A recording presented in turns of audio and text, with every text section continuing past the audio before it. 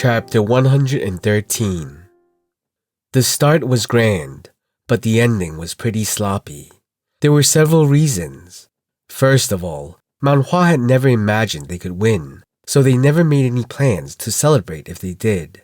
Even if they wanted to celebrate, the feeling seemed vague. Secondly, since Sama Seung had already left, the disciples from the Jungnam sect had no choice but to leave Mount Hua in a hurry.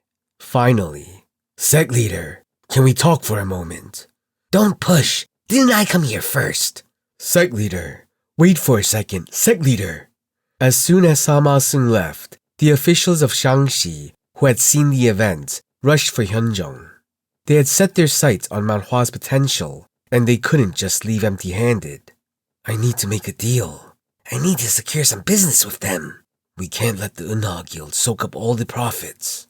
Mount Hua may have won the conference, but that didn't mean they had completely overpowered the Jungnam sect. Still, it was undeniable that Mount Hua was growing stronger at an incredible rate. Such is the logic of the world. Where there was power, money was bound to flow. The people of Shaanxi had seen the results of the conference for themselves, and they hoped that the money that would soon flow into Mount Hua could trickle down to themselves as well. "What is wrong with all of you?" Hyunyoung shouted so loudly that the officials flinched and looked at Hyunyoung. "Did I overdo it?" "Right. Still, he is a sect leader. I should behave politely." "Everyone arrived at once, so you must be flustered." However, the words that followed were different from their expectations as Hyunyoung spoke. "You should be discussing the matter with me, the finance head of the sect. I've prepared refreshments, so please come this way. I will prepare enough time for you all, so we don't need to rush through this. And I've prepared rooms for you to stay, just in case. If anyone wants to stay, let me know." As the crowd watched Hyunyoung humming as he headed towards the finance office, they realized that there would be a difficult day of negotiations ahead of them. Just before all the Jungnam sect's disciples headed home, Chongmyung found himself face to face with a certain disciple again. "Thank you for your guidance." "What?" "Thank you, young disciple." Chongmyung looked at Lee Songbek with a stiff expression. "All your other Sahyungs must be gnashing their teeth right now. Is it alright for you to come and say this to me?" Lee Songbek scratched his head with an awkward face. "We're already halfway distant." "Halfway?" Should he be called optimistic or simply stupid? The disciples of the Jungnam sect were clearly glaring at Lee Songbek with eyes full of hatred. It was only natural that they'd feel that way. A traitor is always more hated than the enemy. From the Jungnam sect's point of view, the most terrifying enemy was Chongmyung. So how could they think positively of Lee Songbek when he so openly fraternized with the enemy? Although, it seemed like Lee Songbek didn't care about that at all. Before I couldn't understand what the young disciple was saying, Lee Songbek spoke with determined eyes. "But now, I think I understand what you were trying to tell me and the path I need to take." "Hey, I'm from Mount Hua, you know?" Lee Songbek smiled brightly. "What does it matter which sect you belong to? Anyone can be a teacher as long as you have something to learn and are willing to listen." "Excuse me, you..." "Huh? "Do you want to join our sect?" "He should just join Mount Hua. He's way more like a Taoist than me." "After all, you've already made an enemy of the Jungnam sect." Lee Songbek smiled humbly and looked over at Jin Gum-myung, who was still unconscious and being carried out. "Sahyung must have felt a lot from today's match. Be careful. Sahyung is an amazing person. He'll surely train with the young disciples as his goal from now on. He'll become much more powerful and frightening." "Yeah, well, whatever." Seeing Chongmyung's response, Lee Songbek smiled bitterly. "It might be meaningless for you, young disciple. Chongmyung will become stronger much faster than Jin Gum-myung. As time passes, the gap will only widen, never closing." Lee Songbek was also well aware of that. "I just wanted to thank you again. Then, until we meet again." "Wait." This time, Chongmyung called for Lee Songbek. "Yes?" Chongmyung and Lee Songbek stared at each other without exchanging a word for what seemed like a long time. Then, Chongmyung began to speak in a different, more serious tone. "It'll be a difficult path." Lee Songbek looked at Chungmyeong and sighed. The young disciple really seems to read people's mind. I can't hide anything from you. You'll still stay with them? Lee Sung-baek nodded. I didn't choose this path because I wanted to. It's a path I need to take, so I should follow it, shouldn't I? Chungmyeong nodded. Of course. Chungmyeong was struck by a strange emotion as he watched Lee Sung-baek return to his fellow disciples. Lee Sung-baek will probably have to fight a lonely battle from now on. The Jongnam Sect's disciples will never be able to forget Chungmyeong's sword and will live with that as their goal. It would be difficult to protect the Jongnam Sect's techniques in that environment. People reject those that are different from themselves. It will be a lonely and difficult battle. But if he can do that, maybe he will become the hope of the Jongnam Sect. Chungmyeong turned and looked at Mount Hua's third-class disciples. Seeing Jogul and the others smiling, he couldn't help but sigh. At least one sect seemed to be doing well. Why was his sect made of such people? If only Mount Hua had a single person like Lee Sung-baek, Chungmyeong's job would have been twice as easy. Chungmyeong shook his head. What could he do? Even if I die, I'm still a man. Humans do their best in a given environment. There's no point in blaming others or being envious of what they have. Chungmyeong turned around to watch the Jongnam Sect leave. With this, the matter with the Jongnam Sect was concluded. From now on, Chungmyeong would no longer take the initiative to strike at the Jongnam Sect. They might not know, but he had already taken enough revenge.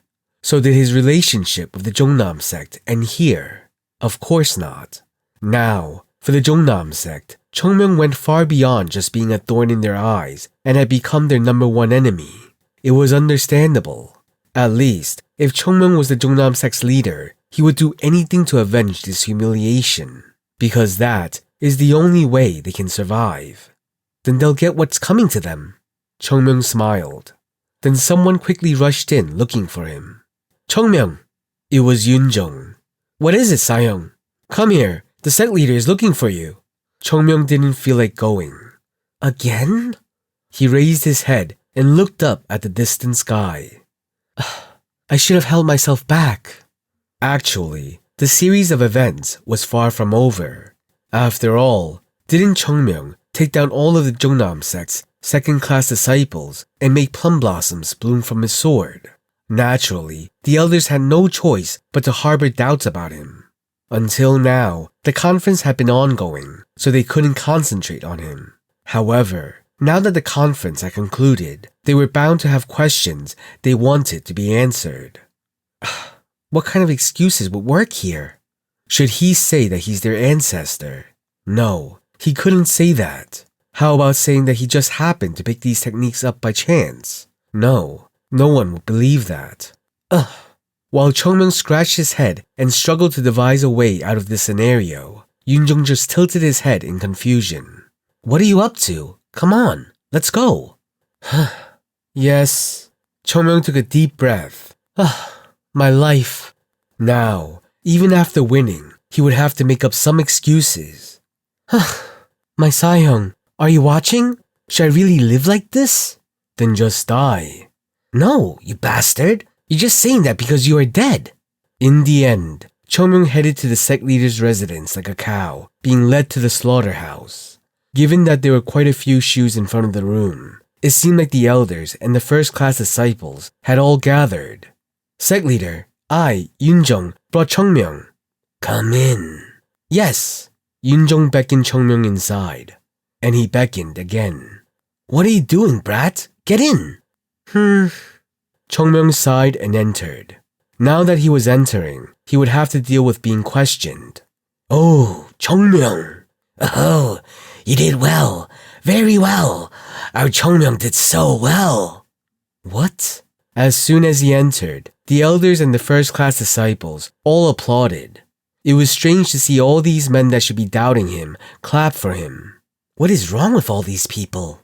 When he looked up, everyone was smiling and full of laughter. Even though they couldn't bloom plum blossoms from their swords, they seemed like they would bloom at any moment from these men's smiling faces.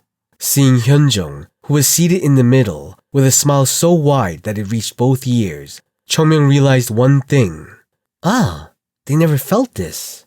Seeing the adults of the sect smiling and laughing as if it was nothing important, Chungmyeong felt both a bit dreary and emotional at the same time. What was it? It was a bit like a child seeing his father fail to live up to his expectations. Hyunjung began to speak while trying to calm himself. Right, Chungmyeong. Hyunjung lowered his head and covered his mouth with his hands. Even the word Chungmyeong seemed too good for him to say. The old man seemed to cough. However, his face turned red and it seemed like he was still struggling to hold back his laughter. Right. Are you hurt anywhere? Just a slight cut. The wound might fester, so after leaving here, go straight to the medical practitioner. Hyunsang spoke with dazzling eyes. Just call the medical practitioner here. Why ask such a busy man to go to them? Those words feel a bit strange. Who's busy? That child is busy. What work does the practitioner even have to do? Hyunjung looked at Hyunsang with blank eyes, but he simply puffed up his chest, feeling proud, and everyone gathered there nodded their heads as if it was a natural course to take. Then let's do that.